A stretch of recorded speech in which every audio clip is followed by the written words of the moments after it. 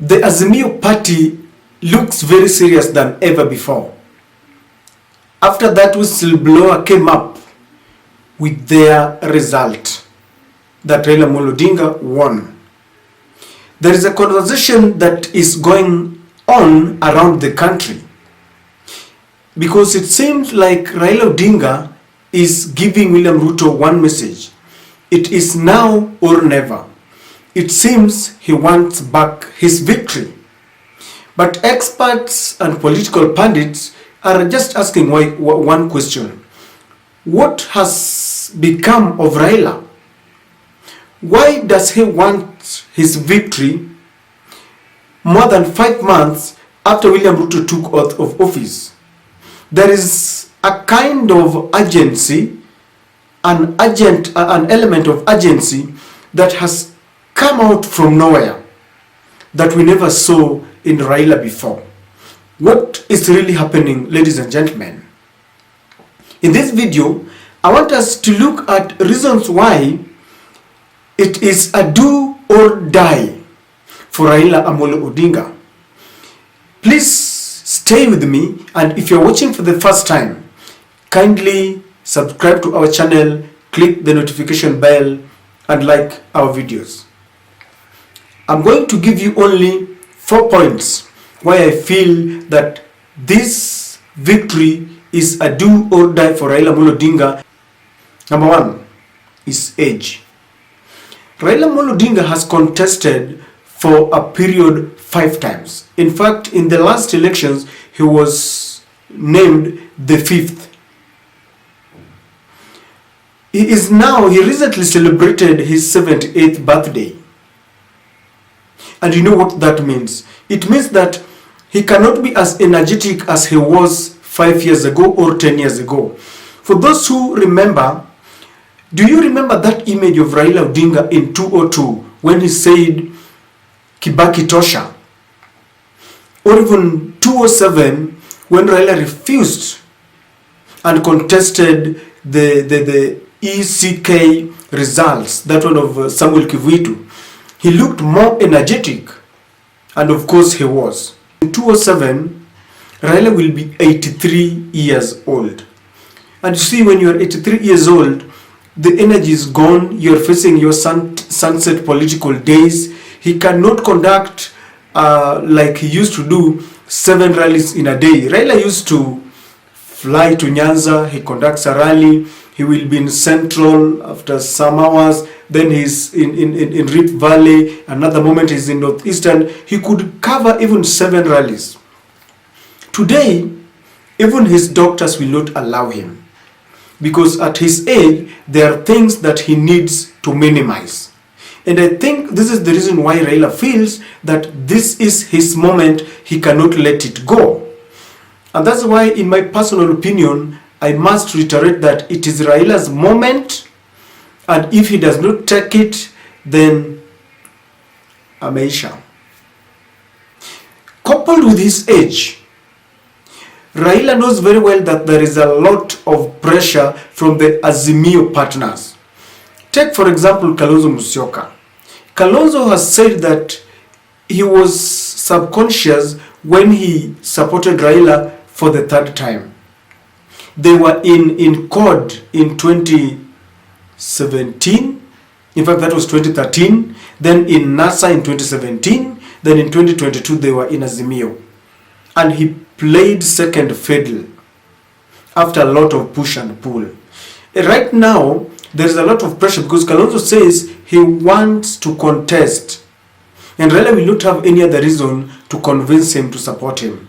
In fact, if he does, some quarters will feel that Raila is selfish. There is a lot of push and pressure from Kalonzo's backyard to contest, because Kalonzo too is not growing younger. Age is also catching up with him. If Martha Karua supports Raila Odinga, maybe for another term, she will start also, because every politician is ambitious. So Martha Karua supported her for him for the first time. If a moment will come and she supports Raila for a second time, you will see her claiming that she now wants to contest. The main reason why Raila and Mudavadi disagreed and led to Mudavadi walking out to join William Ruto, there are a number of factors, but from where I see it, I feel that the main reason was that Raila had promised that he had just one bullet and that he was going to contest for the last time, and so Mudavadi felt that Raila was being dishonest for asking them to support him for the last time. So with this pressure coming from within the partners of Azimio, Raila is getting it very difficult. In fact, most of them are just quiet because of the respect they have for Raila. They have worked with Raila for long. People like Oparanya, when Raila was in the coalition government, Raila made him a minister. And so they have worked this journey together, and because of that respect, they have just managed to keep quiet. But I can assure you that there are a lot of undertones. The other pressure that Raila is facing now is the pressure from the young politicians. There is a group of politicians who feel that Raila needs to pave way and now play that patron role, the role as a patron, where these young politicians can just go and find out, ask him to give direction. How do we do this? How do this? But that is what these young politicians, say. If you look, in fact, very many people are telling Raila to groom someone. Ashike mtu mkono. That is what very many people are telling Raila Odinga. In fact, the same respect that I'm talking about has led to some of these young politicians just lying down. People like David Ochieng started some movement of independent, young-minded politicians, but their motive was not right, and so they were thwarted because of that very, very negative motive. But even within Azimio today, just last time, there was a very serious conversation where Babu Owino, Ledama, Lekina, there was a group of young politicians who started some conversations. And if you ask them, they will tell you that they feel that Raila has done enough. He needs to pave way. One thing that they all agree, and I must also commit and submit from where I sit, is that what Raila has achieved politically, the way he fought for the expansion of the democratic space, he was detained. He faced the Nyayo era, faced Mwai Kibaki, faced Uhuru Kenyatta. He's really achieved a lot, and his achievements are unmatched. But there are a lot of undertones from his party that maybe it is time for him to pave way. To pave way. The other reason why Raila must take his victory now, or why people feel that it is his moment, is because if you have followed the way Raila plays his politics, for a very long time, he took a very hard stand against the subsequent governments. But in the last elections, he was with the deep state because they shook hands with Uhuru Kenyatta, and people felt that if it is the deep state that has always robbed Raila of his victory, then this time around they were very sure that Raila was going to ascend to State House, because all the cabinet secretaries, people like Fred Okengo Matiang'i, the minister for ICT, Joe Musheru, all of them, Eugene Wamalwa for defense, were with him. In fact, there was a lot of complaint from William Ruto's side, who was saying that the government was charging the machinery against them, and they were accused of using government resources to campaign for Raila Odinga. After working with the government and things did not turn out, there is nothing he can tell the people, because he has tried it on his own. They robbed him. He was with the government, they robbed him. So it is like he has been pushed to the wall, and there is no any other alternative but to go for it and to face it head on. When in 2007, 2013 and 2017, people were still arguing that maybe why can't Raila, try working closely with the government so that we see what happens, because he tried it with Moi, but Moi, cheated them and instead proposed to Uhuru Kenyatta, and they walked out. So this time around, people knew that it was coming home, because the truth is, the deep state has always been at the center of rigging elections. So do you think Raila can tell the people of any other alternative. There's nothing he can tell the people, because if you look at the Ruto supporters, they are walking shoulder side. They are saying that you had the deep state and William Ruto was just a deputy president, because William Ruto has always said that he was pushed to the streets, and William Ruto and Raila Odinga were running the government. It has really elicited a lot of debate whether Uhuru was genuine in supporting Raila. Even the claims that they wanted to kill Wafula Chebukati, someone was saying that then what stopped Uhuru from killing him? Because he had this deep state, he had everything. If he really wanted to kill Chebukati, then what stopped him? And people are saying there was a time that Winnie Odinga questioned one thing, that when or at what point did the president lose the grip of the deep state so that it went and supported William Ruto?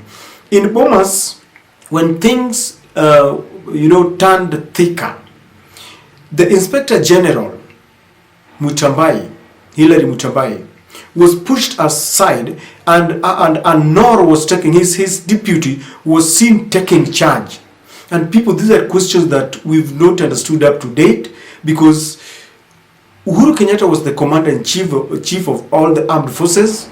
The police falls under the interior minister, where Fredo King Matiang'i was. But then all of a sudden, someone was taking charge. That is a question that maybe one day shall be understood. But for now, that is what we see happen. So Raila knows very well that he cannot go to the people and tell them any other thing. Maybe the last thing is Raila knows very well that there are people who sacrifice their political, life for them. People like Charity Ngilu, I don't know where Charity is. There are people who just knew that when Raila gets to the presidency, they will get jobs. The Cherera team, those who sacrificed their jobs, and they have resigned. And you see, that is just a tip of an iceberg. There are several groups of people who sacrificed either their jobs, their resources. Several things happened. To date, the DCI, George Kinoti, is still being accused that he was in charge of the SS unit where they used to kill people. And William Ruto said that that is the reason why he sacked him. So there are a lot at stake. Raila wants to take it so that he can really come to the aid and save those who sacrifice in one way or the other for him. So from where I sit, ladies and gentlemen, these are the reasons why Raila feels so much, why Raila comes out very much charged and he's ready. It is like he's saying, it is now or never. It is a do or die situation for him. I always complete my analysis by just saying this. Some people will hate me for it. Some people will know what I mean. For over the years, Raila has said that he's been robbed by the USA, Britain, those international community, the IEBC, and even the courts. If he knows very well, because the courts are still inclined towards William Ruto, IEBC, if you look at what is happening, William Ruto wants to have his own people, and the international community has been manipulating him. Whenever he wants to come up with something, they call him in his capacity as the AU High Representative for Infrastructure. If he knows that all these are happening, the international community is still there, IEBC is still there, courts are still there. If he does not have any tangible plan B, then there is no need of taking people to another election. There is no need of raising people's hopes. I'm saying this, and I'm repeating. You will hate me for this, but I'm repeating this. I saw them give us a red carpet in KICC and raised people's hopes. There are people who knew that it was home. All of a sudden, I don't know what happened. They have not explained what happened. I need people who are serious. If they cannot, then let's just call it quits. That is the truth.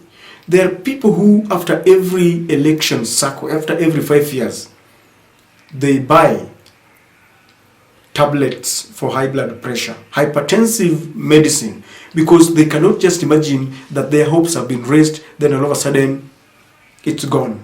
So it is either he goes for it or he quits so that another person can try. But the Azimio should not raise people's hopes if they are not sure of what they want to do. That is my take, ladies and gentlemen.